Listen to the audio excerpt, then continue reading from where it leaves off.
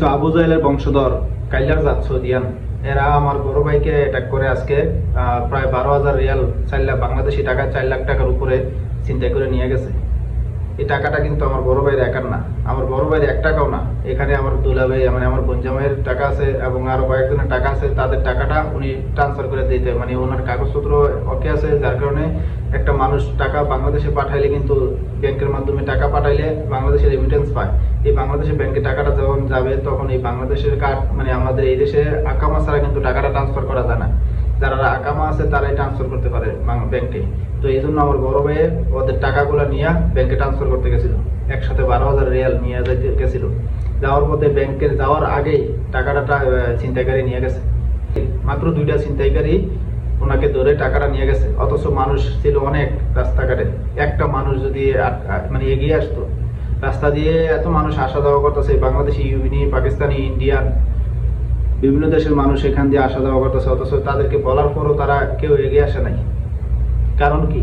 তারা ভয় পাচ্ছে যে যদি ওনাদেরকে মানে ছুরি দিয়ে গায়ে দেয় বা আঘাত করে তখন কি করবে, সেই ভয়টায় তারা এগিয়ে আসে নাই। অথচ একটা জিনিস মাথায় না রাখে না যে আজকে আমরা 10 জন যদি একসাথে অ্যাটাক করতাম, তারা 2 জনকে হয়তো টাকাটা নিয়ে যেতে পারতো না।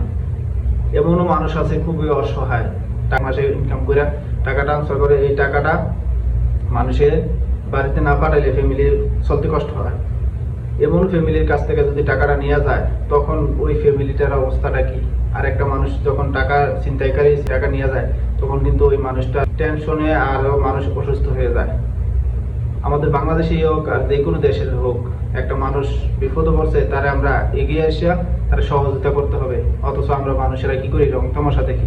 এটাই হলো আমাদের মনুষ্যত্ব।